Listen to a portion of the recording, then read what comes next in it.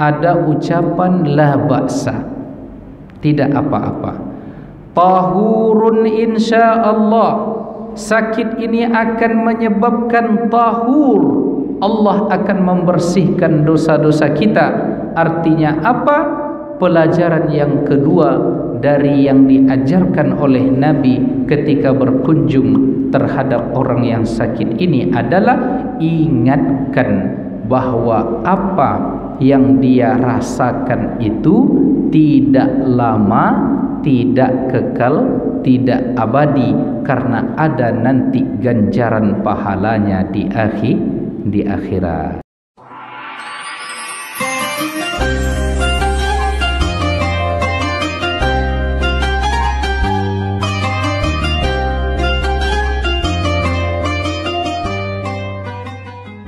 Assalamualaikum warahmatullahi wabarakatuh.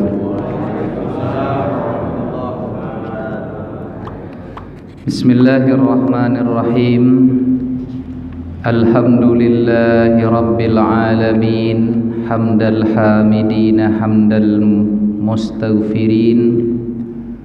Assalatu wassalamu ala ashrafil anbiya'i wal mursalin, Sayyidina wa habibina wa qurrati a'yunina Muhammadin wa ala alihi wa sahbihi ajma'in.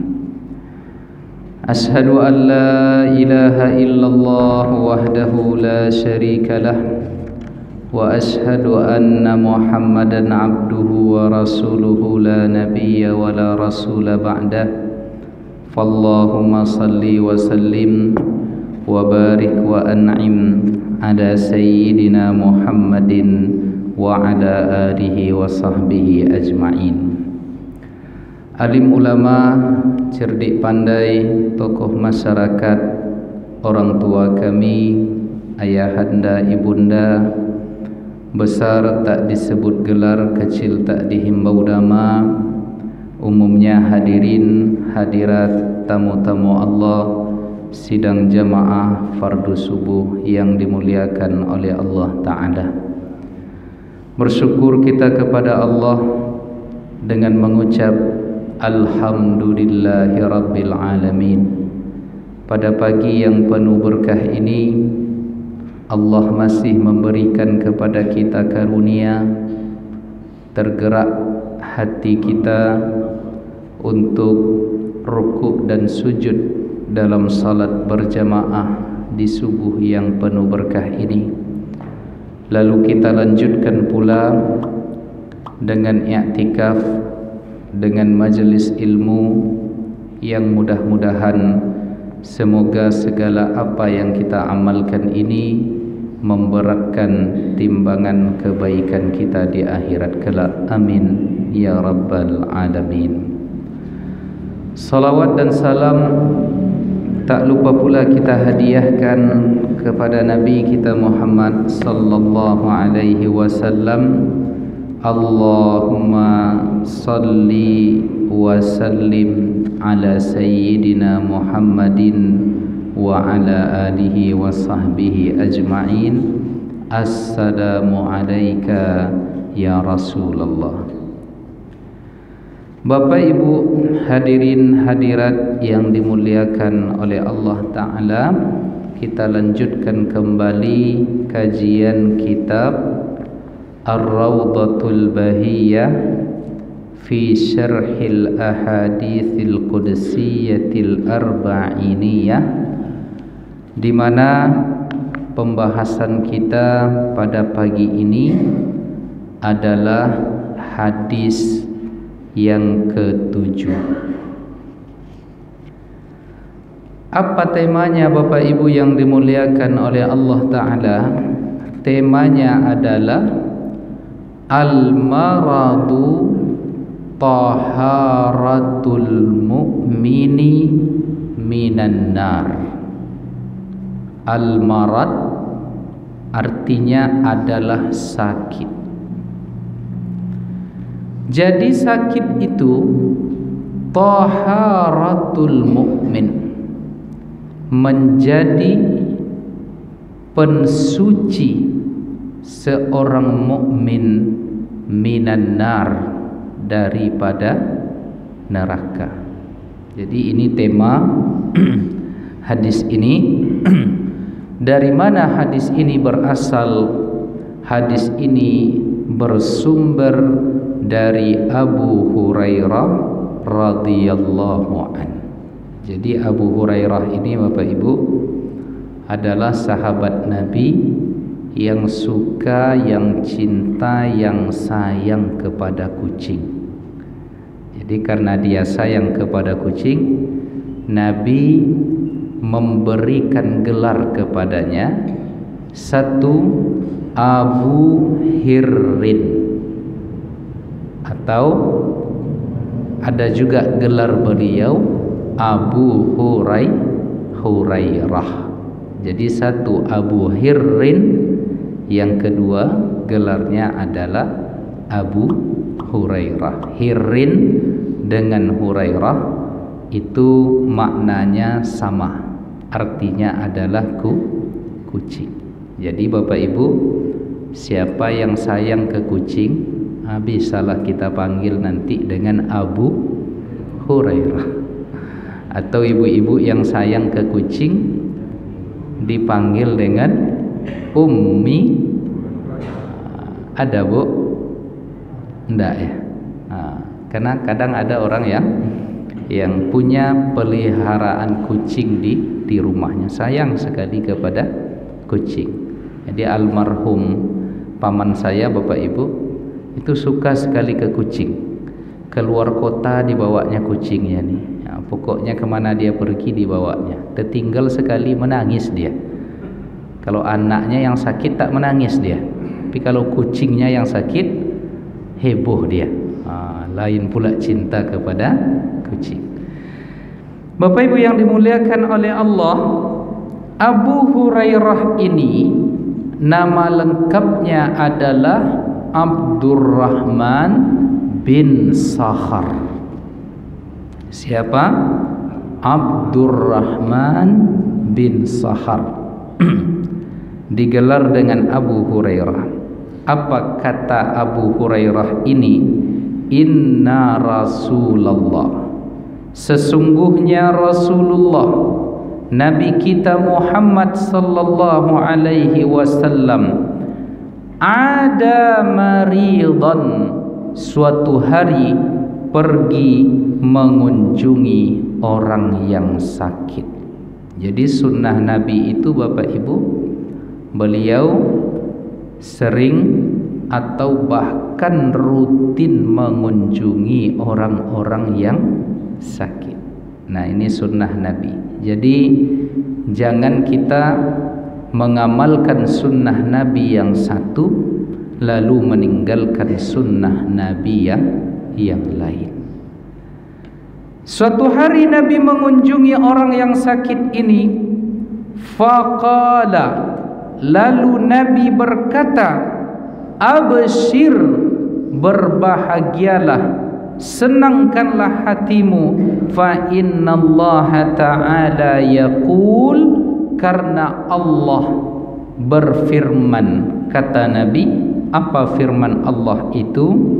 Hiya nari, aku sudah mempersiapkan neraka, kata Allah. Usallituha ala abdil mu'min, neraka itu saya peruntukkan kepada hamba-hambaku yang beriman. Coba ditengok di sini, ada ancaman dari Allah. Ternyata neraka itu diperuntukkan kepada orang-orang yang beriman. Di mana neraka orang yang beriman itu? Fid dunya, di dunia. Jadi neraka orang yang beriman itu dijadikan dalam bahasa majaznya, dibuat oleh Allah di dunia terhadap orang-orang yang beriman. Jadi rupanya sakit kita, punya masalah kita, terlilit hutang kita, banyak hajat yang tak terkabulkan, persoalan hidup yang melingkupi kita itu ternyata disebutkan oleh Allah melalui lisan Nabi, hiya nari, itu adalah nerakaku, aku berikan kepada hamba-hambaku yang beriman di dunia. Nah, mengapa didahulukan di dunia ini, diberikan segala macam cobaan, sakit dan lain sebagainya?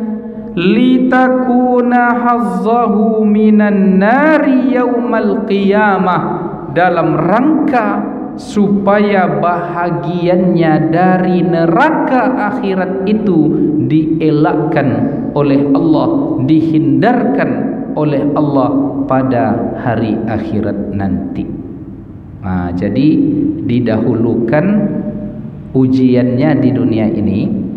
Kalau dia bersabar Bapak Ibu, maka dia akan mendapatkan surga yang ada di akhirat. Nah, jadi hadis ini diriwayatkan oleh Imam Ahmad, diriwayatkan oleh Al-Imam Ibnu Majah, begitu juga Al-Imam Al-Baihaqi di dalam kitab Syu'abul Iman. Nah, sekarang Bapak Ibu yang dimuliakan oleh Allah, di sini kita akan menjelaskan beberapa kalimat dari hadis ini. Ketika Nabi mengucapkan absyir, kata-kata absyir itu maknanya adalah ifrah wabtahij bil ajri was sawab. Jadi ketika berkunjung ke orang yang sedang sakit tadi, Nabi Muhammad memberikan kalimat yang positif, absyir. Kata-kata absyir itu ifrah, berbahagialah, dan nantilah, tunggulah pahala dari Allah Subhanahu wa ta'ala. Jadi ini Bapak Ibu yang dimuliakan oleh Allah, makna dari kata absyir itu, wa ma a'addallahu ta'ala laka fil jannah, berbahagialah dengan sakit yang Allah timpakan ini, senangkan hatimu dengan sakit yang Allah timpakan ini. Kenapa? Karena Allah sudah mempersiapkan kepadamu al-ajru was-sawab, pahala karunia yang Allah ciptakan, yang Allah berikan kepada engkau nanti, fil jannati, di dalam surga, min na'imin, di surga itu akan didapatkan kenikmatan, wa manzilin, akan didapatkan tempat tinggal, in sabarta, apabila engkau sabar dan apabila engkau ridha dengan takdir dan ketentuan Allah. Nah, jadi pesan pertama dari hadis ini Bapak Ibu, Nabi memberikan dua hal. Apa yang pertama? Yang pertama, memberikan bahasa yang positif, menyenangkan hati orang yang sakit. Dan ini adalah pelajaran etika yang penting ketika kita berkunjung atau melihat orang yang sakit. Nah, jadi Bapak Ibu, biasanya kalau ada di antara kita yang sakit, itu ada ucapan la ba'sa, tidak apa-apa, tahurun insyaallah, sakit ini akan menyebabkan tahur, Allah akan membersihkan dosa-dosa kita. Artinya apa? Pelajaran yang kedua dari yang diajarkan oleh Nabi ketika berkunjung terhadap orang yang sakit ini adalah ingatkan bahwa apa yang dia rasakan itu tidak lama, tidak kekal, tidak abadi, karena ada nanti ganjaran pahalanya di akhirat. Nah, jadi ada dua Bapak Ibu. Yang pertama, berikan kalimat yang positif. Yang kedua, ingatkan bahwa apa yang dia rasakan itu tidak abadi. Jadi kan tak lama kita tuh sakit Bapak Ibu. Sakit misalnya seminggu 2 minggu, kalau ternyata harus meninggal, sudah meninggal setelah itu. Tidak selamanya. Nah, apabila yang sebentar di dunia ini kita hadapi dengan sabar, berujung kepada kenikmatan yang abadi. Makanya Bapak Ibu yang dimuliakan oleh Allah, ketika kami dulu kuliah di Mesir, ada abang kelas kami itu yang mengingatkan, karena saya dulu Bapak Ibu pernah sakit parah ketika di Mesir itu, ya, sakit parah Bapak Ibu. Lalu datanglah abang kelas saya, apa kata beliau? Bersabarlah, ya, sakit ini tak lama, ya. Jadi kita tak lama mengidap penyakit itu Bapak Ibu, hanya ya sesuai standar kehidupan di dunia ini yang sebentar. Oh, ada orang yang mengatakan saya sudah 7 tahun sakit. Ada orang yang mengatakan saya sudah 15 tahun sakit. Ada orang yang mengatakan 20 tahun sakit. Tetapi kita ucapkan kepadanya 20 tahun, 30 tahun, 15 tahun itu sebentar. Iya nak Bu? Ya? Iya nak Bu? Sebentar nak 20 tahun itu? Sebentar. Tak lama Bapak Ibu. Jadi kita menjalani kehidupan di dunia ini tidak lama, sebentar. Jika diberikan oleh Allah penyakit, maka kita terima, karena penyakit itu tidak akan lama. Dan jika ditakdirkan dengannya berujung kematian, maka kita mati dalam ridha terhadap Allah, ikhlas dan sabar menerima segala ketentuan Allah. Jadi itu yang pertama Bapak Ibu, ada karunia yang menunggu di akhirat nanti apabila kita memandang penyakit ini sesungguhnya sebentar. Lalu yang pertama dari itu, Nabi tadi memberikan pelajaran etika. Diingatkan, diberikan kata-kata positif, karena biasanya Bapak Ibu, orang-orang yang ditimpakan oleh Allah ujian sakit, imannya lemah, pengharapannya kepada Allah itu tidak kuat. Maka Nabi memberikan pelajaran sebuah etika ketika Nabi mengatakan absyir, berbahagialah. Jadi ini etika ketika kita berkunjung terhadap orang yang sakit. Maka karenanya tidak perlu banyak bercerita kita kepada orang yang sakit itu. Yang penting adalah berikan dia kekuatan batin.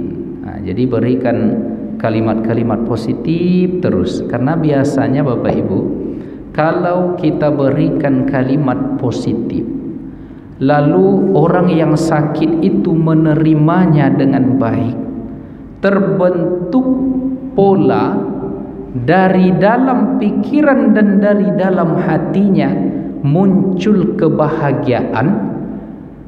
Maka hormon bahagia inilah yang sesungguhnya akan menyembuhkan. Jadi datang kita misalnya Pak Ibu, tidak apa-apa, ya ini penyakit semuanya bisa sembuh. Toh kalaupun kita ditimpaskan sakit, itu akan menggugurkan dosa-dosa kita. Lalu kita ucapkan kepada orang ini, ya, bukankah dengan sakit ini cara Allah ingin membersihkan kita di akhirat nanti, hatta yalqallah, sampai berjumpa di akhirat itu nanti dosa kita habis semuanya. Kenapa? Karena sudah dibersihkan oleh Allah di dalam neraka yang berupa cobaan tadi di dunia, lalu dia menerimanya dengan sabar. Maka kalimat-kalimat positif ini membahagiakan jiwa. Maka kalau jiwa bahagia, itu kita walaupun sakit tetapi bahagia. Sakit itu akhirnya tidak dirasakan. Biasanya begitu tuh Pak. karena kita bahagia, capek, ya, lelah, letih, sakit, tapi bahagia kita. Maka biasanya bahagia itulah yang membuat jiwa kita ini menjadi selalu segar, selalu sehat. Makanya bapak-bapak, ibu-ibu, carilah momen-momen untuk kita bahagia. Ya, misalnya berkumpul, berjumpa, kita sudah pensiun buat pengajian, jumpa dengan teman-teman misalnya, tersenyum, bahagia, tertawa, itu biasanya akan menghilangkan rasa sakit. Jadi pernah suatu ketika dulu Ustadz Abdul Somad menceritakan ke saya, ada abang kelas kami almarhum, beliau sudah beberapa tahun terbaring di tempat tidur, ya, apa nama penyakitnya saya lupa. Lalu dikunjungi oleh Ustadz Abdul Somad waktu itu, tiba-tiba apa bapak ibu, ya, beliau yang setiap harinya terbaring, tiba-tiba dia duduk, kemudian diterimanya Ustadz tadi di ruang tamu bercerita panjang 2-3 jam, cerita tentang Mesir, dan S2-nya dulu dia di Sudan, dia cerita tentang Sudan, dia bercerita tentang pengalaman-pengalaman hidupnya, tertawa, bahagia. Sehari 2 hari setelah itu dia sehat bapak ibu, ya, tapi hari yang selanjutnya sakit lagi. Nah, kenapa sehari 2 hari itu dia bisa sehat? Kenapa dia mampu duduk? Karena kata istrinya, biasanya orang datang berkunjung, dia hanya berbaring di kamarnya, tidak mampu untuk tegak, tidak bisa berdiri, tidak bisa duduk, berbicara banyak dia tak mampu. Tetapi ketika dikunjungi oleh Ustadz, dia bahagia. Nah, rupanya bahagia inilah yang menyehatkan. Nah, jadi kita berbahagia. Jadi apa yang membuat kita bahagia harus kita cari bapak ibu, ya, pengajian kah, kemudian berkumpul dengan kawan dan kolega kah, harus banyak, ya, bercerita. Jadi jangan dipendam sendiri. Makanya bapak ibu yang dimuliakan oleh Allah, kadang orang tua cerewet, iya enggak pak? Kadang orang tua tuh cerewet sekali, apalagi ibu-ibu, iya enggak bu? Jujur aja lah bu. Kadang cerewet. Nah, itu secara ilmu psikologi bapak ibu, cerewetnya orang tua itu di hari tuanya karena dia tak dapat teman bercerita. Cerita dengan anak tak menghiraukan, cerita dengan cucu sibuk dengan kehidupannya. Maka ini yang perlu kita tekankan ke dalam hati kita. Kalau orang tua kita cerewet di hari tuanya, dengarkan, karena dia tidak punya teman untuk berbagi. Ini kadang sedih kita bapak ibu, neneknya cerewet, kata cucunya cerewet kali nenek ini mah. Kemudian orang tuanya mungkin perlu bercerita dengan anaknya pergi pagi pulang malam, tak ada waktu berbincang dengan emaknya.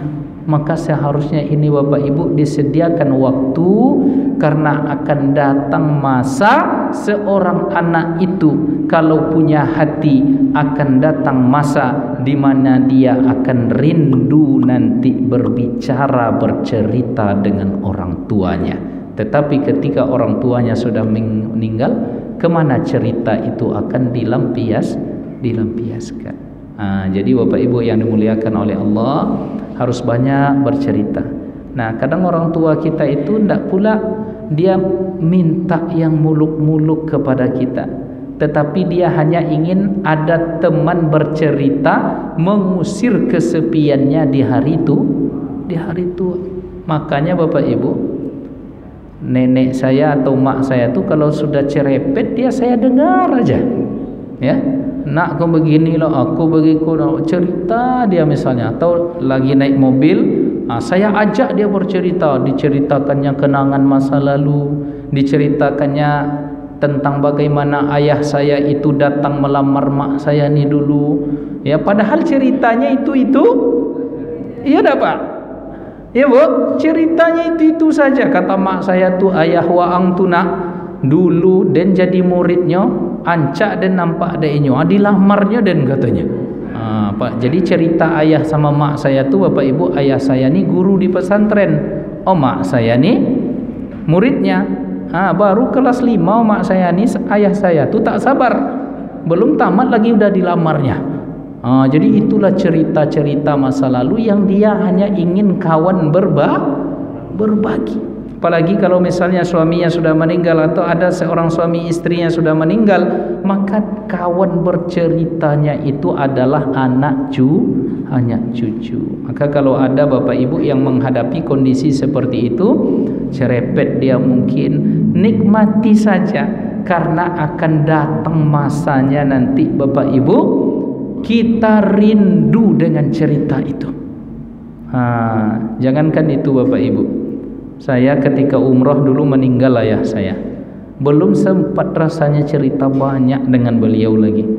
Setiap kali saya pulang itu masuk saya ke kamar, saya cerita terus, karena ayah saya ya ustadz juga, beliau guru pesantren, bisa baca kitab, jadi kami diskusi panjang, cerita tentang ini, cerita tentang itu. Belum puas rasanya hati, beliau meninggal. Nah, maka datang masa itu Bapak Ibu, kalau pulang saya ke kampung itu, rindu itu bercerita dengan beliau. Nah, kadang rindu itu terobati nengok sandal beliau, nengok mana rehal tempat beliau mengaji Quran dulu. Hilang pula rasanya terobati rindu itu nengok sajadah tempat dia solat dulu, nengok tasbih yang dia pakai dulu, nengok bajunya yang terlipat tersimpan di lemari itu Bapak Ibu.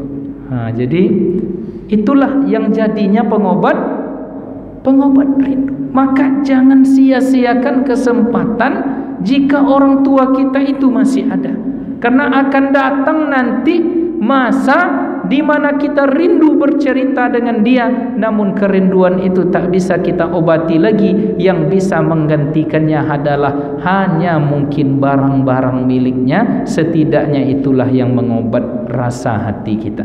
Makanya saya tak berani sering pulang kampung tuh Pak Haji, ya, karena terasa. Makanya saya bilang ke mak saya, ini lemari ayah nih jangan dirubah susunan bajunya, baju yang dia pakai sehari-hari ini taruh di sini, ya. Maka kalau saya pulang, saya tengok, saya tatap, saya cium baju itu Pak, karena ada keringat-keringatnya mungkin di situ. Jadi akan datang masanya begitu nanti, kalau kita punya hati. Tapi kalau tak punya hati, anak cilako. Tahu anak cilako Bu? Itu ada orang tua sama dia sama aja. Akulah anak celaka, setan kau yang modeko. Ya, karena ada kemarin tuh Bapak Ibu 2 tahun yang lalu meninggal maknya. Duduk dia dekat maknya itu, selfie dia. Di fotonya, dibuatnya status telah meninggal makku, ya kan bongak kau yang modeko kau. Ya, harusnya dia baca Yasin, ya, mengaji. Kami tegur, kenapa kau foto-foto dekat jenazah mak kau tu? Baca Yasin. Apa katanya? Tak pandai mengaji Ustaz, katanya. Inna lillahi wa inna ilaihi raji'un. Tak pandai mengaji juga tak pandai. Macam mana dia nanti berdoa untuk maknya yang meninggal tu Pak Ibu? Aku anak cilako namanya, ya. Kalau ada anak modeko masukkan ke dalam karung, campakkan ke sungai, siap tu tak berguna modeko, ya. Itu kan emosi waktu baiknya tu Pak, ya. Allahu Akbar, ya. Ada anak yang seperti itu, coba meninggal maknya bersyukur dia, ya. Tidak ada lagi yang cerepet-cerepet katanya, bebas dia, ya. Itu ada tetangga kami yang begitu tu dulu Pak, waktu masih tinggal di daerah, tak perlulah saya sebut, ya, bersyukur dia maknya meninggal karena maknya ini cerewet. Ya Allah, memang cilaku anak yang satu ni, meninggal orang tuanya dia bersyukur. Jangan-jangan aduh anak awak yang mau dituna Pak. Kalau aduh kobek cepet, ya, campakkan ke sungai. Allahu Akbar.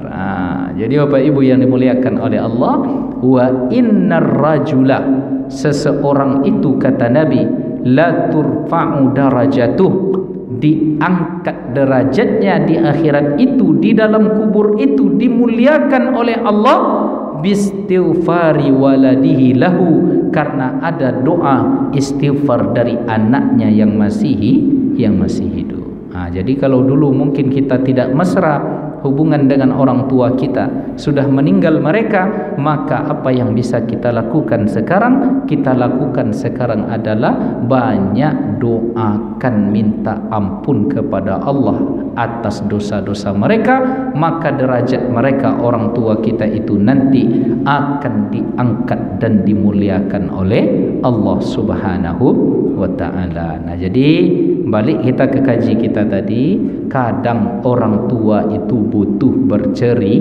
bercerita. Ajak dia bercerita, bahagia jiwanya.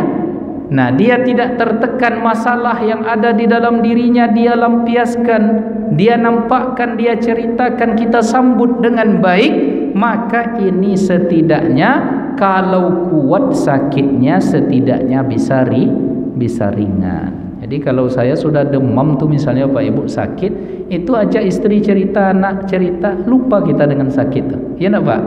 Ya, cerita, bawa jalan-jalan, ya, menikmati udara segar. Kalau udah tak enak badan rasanya, jangan bawa berbaring. Kalau dibawa berbaring, kemudian dipendam-pendam pula rasa, tu nak lama sudah tu ditakbirkan nyampe kali takbir lah tu Pak. Apa sampai kali takbir tu?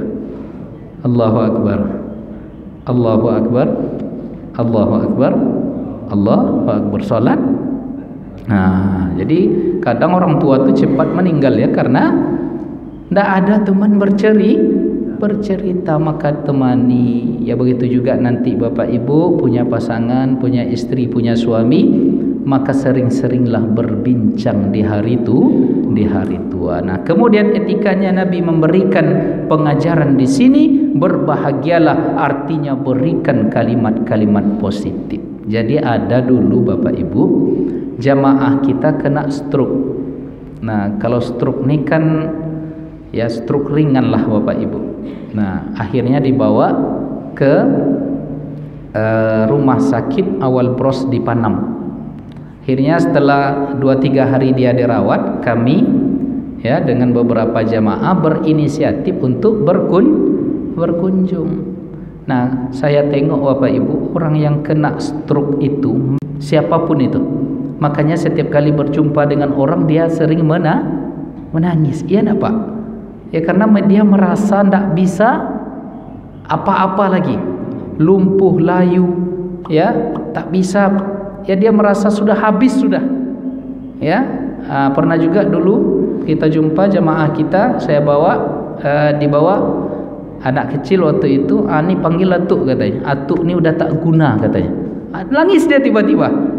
Ya, dia merasa tidak ada, ya lain pula mungkin mentalnya. Ya, semoga Allah lindungi kita, Allah jaga kita dari penyakit ini Bapak Ibu. Amin. Amin ya rabbal alamin. Nah, datanglah kami. Ketika kami sampai di ruangan beliau dirawat tadi, kami bercerita, kami ya berbincang, ya banyaklah cerita, sejam lebih. Datang pula ya jamaah lain terlambat.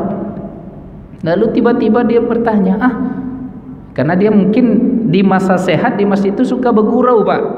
Jadi ditanyanya, "Macam mana?" katanya. "Di sebelah mana yang agak lumpuh layu tu?" katanya. "Sebelah kiri." "Oh ya. Ada tetangga saya kemarin kayak gini juga, dia seminggu di rumah sakit meninggal dia," katanya. La ilaha illallah. Kami sudah sejam menghibur dia Pak. Datang Pak Jayang Surang kok. Down lagi mental kawan tu. La ilaha illallah. Ya walaupun masa dulu mungkin kita kawan akrab, mungkin suka bergurau, kan tidak di tempatnya bergurau saat saya rasanya kok geram saya nengoknya Pak. Mau saya tapuk muncungnya rasanya. Tahu muncung? Allah, seminggu dia di rumah sakit persis kayak ini sakitnya, mati dia katanya. La ilaha illallah. Berubah muka kawan nih. Ya berubah muka kawan ni. Maka ya Allah, setelah keluar waktu itu tega hati Pak. Oh iya Ustaz, karena saya biasa berguru sama dia, keceplos saya tadi tu katanya. Untung ya mungkin masih bisa dimaafkan sama kawan yang punya sakit tu. Coba dia terzalimi, dia rasanya ya Allah berikanlah juga stroke yang lebih parah ke dia katanya. Gawat itu Bapak Ibu. Ya doa orang terzalimi dikabul. Allah, ini yang terjadi. Maka kita harus belajar etika kepada Nabi kita sallallahu alaihi wasallam. Bapak Ibu yang dimuliakan oleh Allah taala, maka di sini diuraikan kata-kata busyra atau absyir, berbahagialah kata Nabi tadi, maknanya ada 3. Yang pertama, anna busyrahum fid dunya ma busyiru bihi minas sawab. Jadi kebahagiaan mereka yang ditimpakan penyakit itu lalu dia sabar, disebutkan di sini ketika Nabi mengatakan absyir, berbahagialah, maknanya adalah kebahagiaan dengan pahala yang diberikan oleh Allah. Maka ibarat musim semi Bapak Ibu, setiap kita sakit itu seperti apa dedaunan berjatuhan, seperti itulah gugurnya dosa-dosa kita. Makanya sebenarnya apapun yang terjadi itu sesungguhnya ujungnya adalah kebaikan. Karena yang buruk itu hanya persepsi kita yang memandangnya buruk, padahal pada saat itu kita sedang menikmati kebaikan-kebaikan yang sedang Allah berikan. Sakit kita bergugur dosa, mati dengan sakit itu bersih kita dari dosa, hatta yalqallah, sebagaimana yang kita uraikan tadi, sampai berjumpa dengan Allah itu dia tidak membawa suatu dosa apapun. Maka tidak ada yang rugi, tidak ada yang sia-sia dalam apapun yang ditetapkan oleh Allah terhadap kita di dunia ini. Lalu makna yang kedua, qila busyrahum fid dunya ar-ru'ya as-salihah yaraha al-mu'min fi manamihi tura lahu. Maka yang kedua maknanya lahumul busyra, kebahagiaan bagi mereka itu, di antaranya nanti maknanya kata pengarang kitab ini, yaitu diberikan mimpi-mimpi yang baik yang dinampakkan oleh Allah Subhanahu wa taala kepada dia di saat dia di dunia. Jadi ada isyarat-isyarat dari mimpi Bapak Ibu. Jadi misalnya kita dicoba, diuji oleh Allah, lalu kita sabar, lalu kita terima dengan ridho, di antara karunia yang kita dapatkan nanti adalah kita diberikan mimpi-mimpi yang baik. Misalnya mimpi mimpi berjumpa dengan orang-orang yang kita cintai dulu seolah nyata misalnya, atau kita diberikan mimpi bertawaf di Ka'bah, diberikan mimpi misalnya duduk ya di Raudhah Nabi, atau diberikan mimpi berjumpa dengan Rasulullah. Ada teman saya Bapak Ibu yang dimuliakan oleh Allah, dia ahli Quran. Jadi dia ada penggumpalan darah di otaknya. Ya, akhirnya dia tidak sadar. Ya, ketika tidak sadar tadi yang keluar di mulutnya waktu itu di rumah sakit bacaan Al-Quran. Alhamdulillah dia diberikan kesembuhan oleh Allah. Lalu kami tanyakan, direkam pula pada waktu itu, kenapa engkau membaca Al-Quran di saat tak sadar begitu? Lalu rupanya Bapak Ibu, di saat itu dia bermimpi berjumpa dengan Ibnu Mas'ud dan Rasulullah sallallahu alaihi wasallam. Jadi ketika tak sadar itu ruhnya dipertemukan oleh Allah dengan sahabat Nabi yang bernama Ibnu Mas'ud dan Rasulullah langsung. Apa ceritanya? Dia ceritakan, selama saya tak sadar itu saya menyetorkan hafalan ke Ibnu Mas'ud. Karena dia mengambil sanad hadis yang sanad Quran yang salah satu qiraatnya itu melalui jalur Ibnu Mas'ud. Jadi dipertemukan oleh Allah dengan Ibnu Mas'ud. Jadi dia setor hafalannya, ya, dimimpikan oleh Allah dipertemukan dengan Ibnu Mas'ud. Lalu dia bertanya kepada Ibnu Mas'ud, "Wahai sahabat Nabi Ibnu Mas'ud, benarkah qiraat yang membaca begini ini tidak warid, tidak datang dari Nabi?" Lalu apa kata Ibnu Mas'ud? "Oke, kalau kau tak percaya, yuk kita berjumpa dengan Rasulullah. Kita tanyakan langsung kepada Nabi." Jadi kan cara baca Quran itu kan qiraatnya itu macam-macam, Pak. Ya, yang kita baca ni kan riwayat Hafsin an Asim. Ya, qiraat yang kita baca ini. Tetapi ada qiraat-qiraat lain. Kalau kita pergi ke luar negeri, ke beberapa tempat negara Islam itu ada qiraat Warash, ada qiraat Nafi', ada qiraat Qalun yang cara bacanya berbeda dengan yang biasa kita baca. Sederhananya saja, kita baca wadduha, ada yang baca wadduhe. Pernah dengar? Coba tengok nanti di YouTube. Banyak itu cara membaca Al-Quran itu qiraatnya berbeda-beda, tetapi apanya sama, ya, tulisan mushafnya sama, cuma cara berbeda, ya. وَلَنَبْلُوَنَّكُمْ بِشَيْءٍ مِّنَ الْخَوْفِ وَالْجُوعِ وَنَقْصٍ مِّنَ الْأَمْوَالِ وَالْأَنفُسِ وَالثَّمَرَاتِ. Itu cara bacanya tuh. Kalau kita baca biasanya minal anfusi, ya, walanabluwannakum bisyai'in minal khaufi wal ju'i wa naqsin minal amwali wal anfusi wathamarat. Ada yang baca minal amwali wal anfusi. Ini cara baca.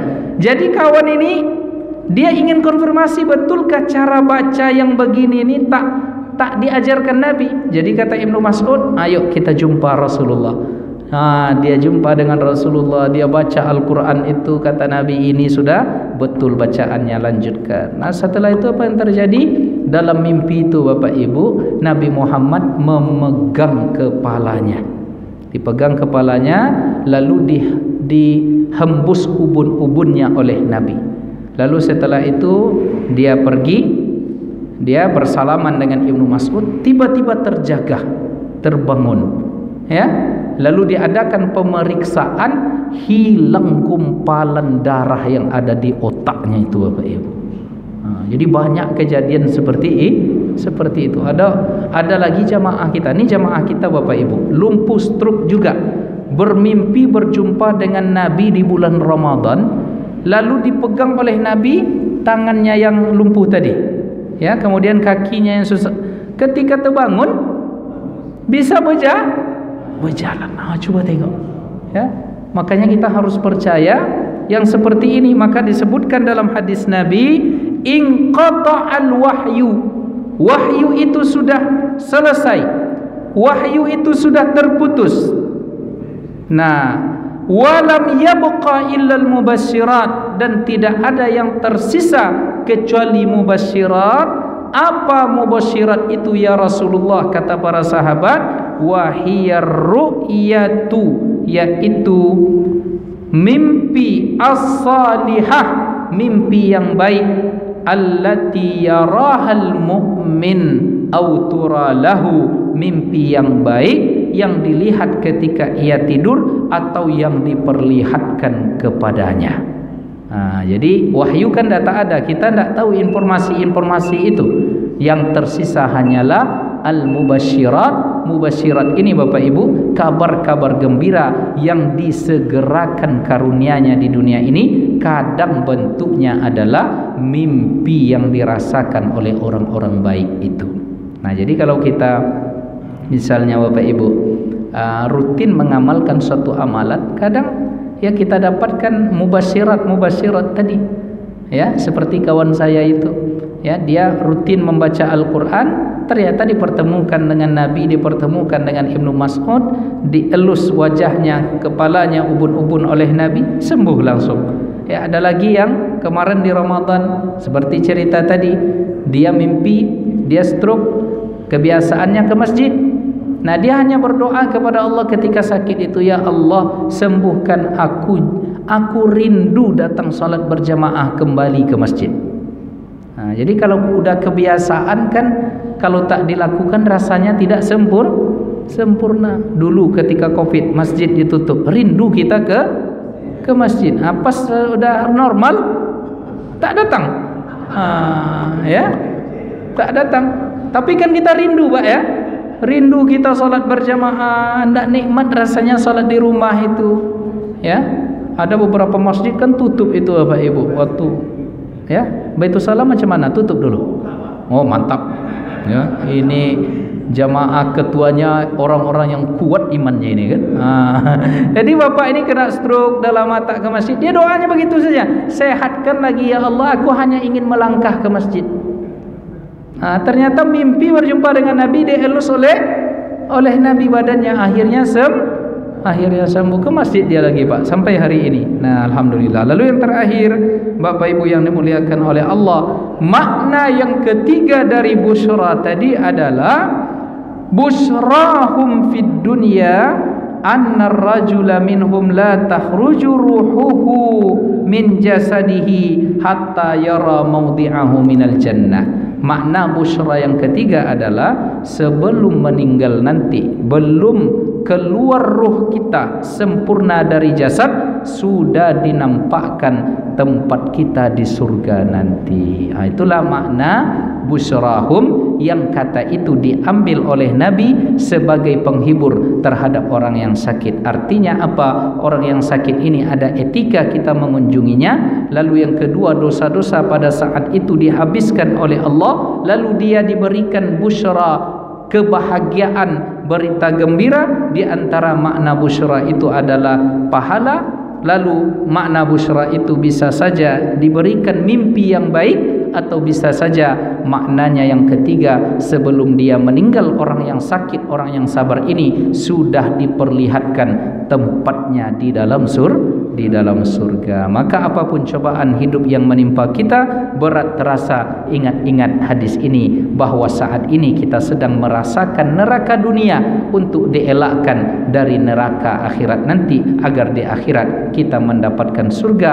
Jika masih diberikan karunia di dunia, maka dia akan mendapatkan busyra di dunia. Tetapi apabila dia diwafatkan sebelum meninggal, tempatnya di dalam surga itu sudah diperlihatkan oleh Allah. Terakhir Bapak Ibu, ada kemarin ketua masjid ya di Sungai Mintan, itu sepupu ayah saya.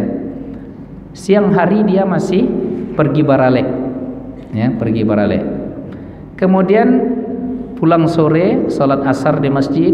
Kemudian selesai asar dia beraktivitas di rumah sampai menjelang maghrib. Selesai menjelang maghrib, dia mandi, berwudu. Dia memakai pakaian putih, Pak. Peci putih, baju putih, kemudian sarung putih, sal putih. Ditanya sama istrinya, kok putih-putih? Tidak ada katanya, indah saja rasanya kata. Kemudian pergi ke masjid, salat maghrib berjamaah. Ya, dia sudah sakit gula beberapa tahun nih, Pak, diabetes. Ya, jadi jari kakinya itu sudah ada yang terpotong. Ya, jadi dia sudah punya penyakit. Tapi dia sabar, dia asik saja, tetap berkegiatan semacam tidak sakit. Nak nampak sama orang, padahal itu jari kakinya itu dibalut, kalau dibuka udah agak membusuk itu Bapak Ibu. Ya, saking dia agak parah diabetesnya. Pergi ke masjid, salat berjamaah. Selesai maghrib berjamaah, rapat dengan pengurus membincangkan masalah persiapan Idul Adha dan kurban. Jadi kemarin pas Lebaran saya ketemu, dia minta setelah Lebaran nanti kita buat halal bihalal ya di masjid dia. Saya minta maaf, mohon maaf Udo, saya manggilnya Udo tak bisa karena saya berangkat umroh. Nah, akhirnya selesai rapat ya, 2-3 menit menjelang azan Isya, duduk dia di saf depan menanti azan. Ya, tak lama setelah itu Bapak Ibu tumbang. Ya, tak sadarkan diri. Akhirnya dilarikan oleh pengurus ke yang di rumah sakitnya nih Bapak Ibu, yang arah ke Soekarno Hatta itu yang sebelah kiri dari sini. Eka Hospital. Sampai di Eka Hospital, innalillah wa inna ilaihi. Rupanya sejak dari masjid itu beliau sudah meninggal. Nah, jadi ceritanya dulu Bapak Ibu, beliau ingin cepat pensiun. Kenapa cepat pensiun? Saya bilang, ya ingin ngambil pensiun apa istilahnya? Pensiun muda. Pensiun dini. Apa katanya? Kalau bekerja di kantor nih rasanya kurang nyaman katanya. Tahulah kita ya, mungkin apa paham lah Bapak tuh kan. Inilah itulah rasanya ingin mengurus masjid aja lagi. Macam mana nanti? Ya kebun sawit kan ada katanya. Jadi cita-citanya udahlah kehidupan diambil dari kebun sawit, dari dana pensiun, dia wakafkan dirinya untuk menjadi pengurus masjid. Nah, dan akhirnya keinginannya tercapai. Akhirnya ya meninggal beliau dalam kondisi menanti antara waktu salat ke salat berikutnya. Wantizarus salati ila salati ibadah, wantizarus salati ila salati jihad. Menanti antara satu waktu salat ke salat berikutnya itu adalah jihad, kata Nabi. Lalu ahabbul biqa'i ilallahil masajid, tempat yang paling dicintai oleh Allah di muka bumi ini adalah masjid. Dia meninggal menanti waktu salat, meninggal di tempat terbaik di muka bumi. Lalu yang ketiga, meninggal setelah mengurus keperluan kaum muslimin dalam ibadah kurban. Allah subhanallah. Akhirnya dibawa ke rumah, kemudian sepakat keluarga dimakamkan di kampung kami di Kuntuh, Kampar Kiri, lipat kain masuk ke dalam. Kebetulan pula Bapak Ibu, pas dia pulang tuh air sedang banjir.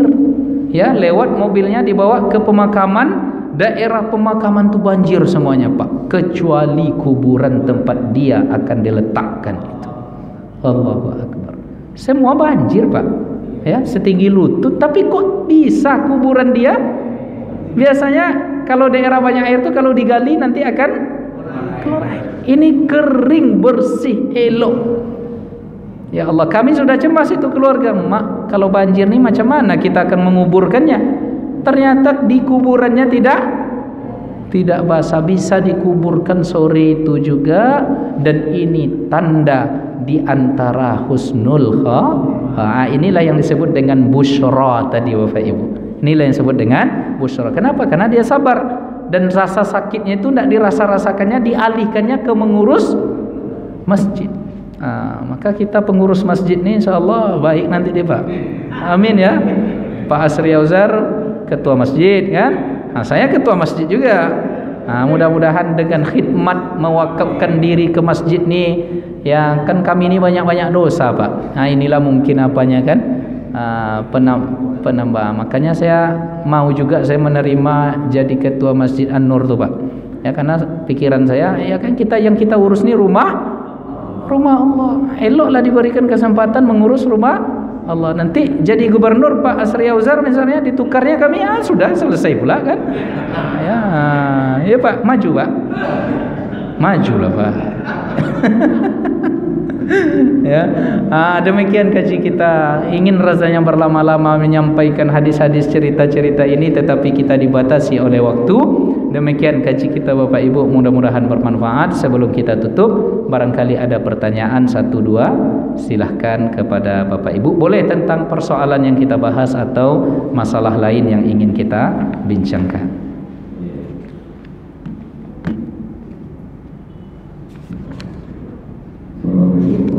Ya, waalaikumsalam warahmatullahi wabarakatuh. Sakit itu kan ada ini ya, ada tingkatannya, ada ringan, medium, dan parah gitu ya. Apa itu juga tingkatan itu merefleksikan kualitas dari fadilah yang akan diterima di akhirat nanti. Ya. Itu yang pertama. Kemudian yang kedua, ada juga kan yang memperlibat itu setiap sholatnya berdoa supaya diberi kesehatan gitu ya. Dan dikabulkan oleh Allah. Itu apakah berbeda dengan yang yang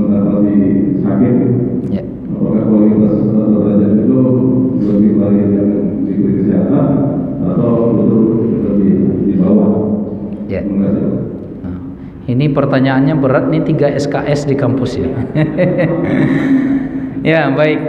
Yang pertama, apakah tingkatan sakit yang diterima oleh seseorang ini berat, ini ringan, ini sedang, ini ringan?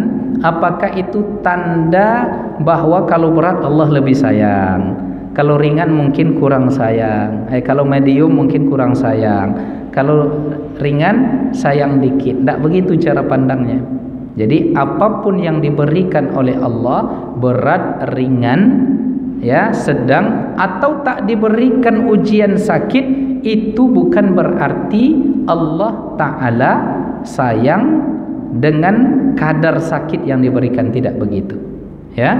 Tetapi Allah Maha bijaksana. Begini logikanya, begini Bapak Ibu, ya, kita sederhanakan saja.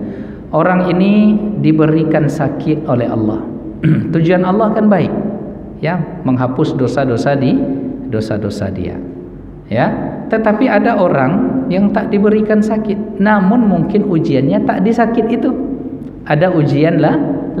Semua kita ini kan ada diuji. Apa ujiannya? Misalnya mungkin di keluarganya, mungkin di pekerjaannya, mungkin jadi di aspek sakit dia tidak diuji, tetapi di aspek lain dia diberikan ujian. Setiap kita ini masing-masing ujian berbeda. Nah, dalam konteks sakit, ya, konsepnya adalah sabar. Wa hatta syaukatul lati yusaquha, kata Nabi, sampai hanya duri sebutir yang dia injak secara tidak sengaja, kalau itu dia terima, maka itu juga pun menggugurkan dosa. Jadi bukan berat kecil ringannya Bapak Ibu, tetapi apapun yang diberikan oleh Allah dari jenis ujian itu, Allah itu sayang terhadap kita. Jadi Allah itu punya kehendak dan kehendaknya berlaku. Lalu kita berdoa, ya Allah, berikan aku kesehatan, dan ternyata diberikan oleh Allah. Berarti dapat karunia di sini, mungkin dapat ujian di tempat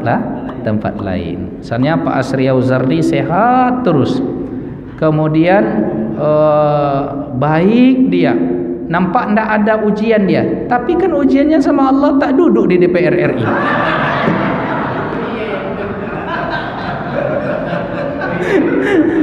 Iya kan? Karena kalau dapat semuanya nanti sombong pula kan. Sudahlah ganteng, kebun sawit lowe, rumah besar, anak-anak sehat baik semuanya, istri berapa? Oh, 1. Kemudian pengurus masjid ganteng, gagah, sehat, nampak sempurna. Tetapi rupanya ketika maju jadi DPR,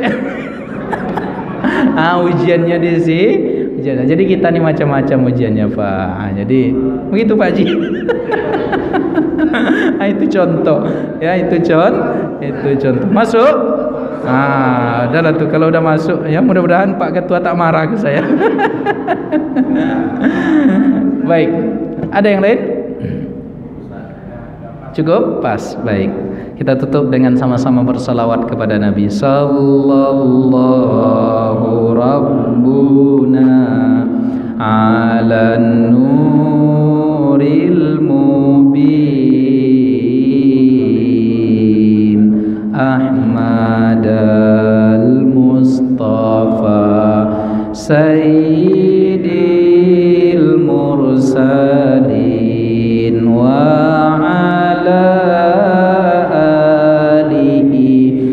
sahbihi ajma'in wa ala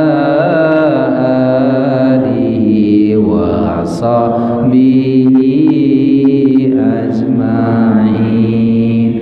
Allahumma salli ala sayyidina Muhammad wa ashghili zalimin bizalimin wa akhrijna min bainihim salimin wa ala alihi wa sahbihi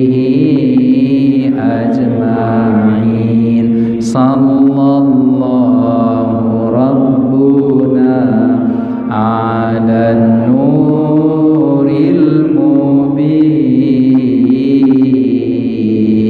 Ahmad al-Mustafa sayyidil mursalin wa ala alihi wa sahbihi ajma'in wa ala alihi wa sahbihi ajma'in. Wabillahi taufiq wal hidayah. Mohon maaf lahir dan batin. Wassalamualaikum warahmatullahi wabarakatuh. Waalaikumsalam warahmatullahi wabarakatuh.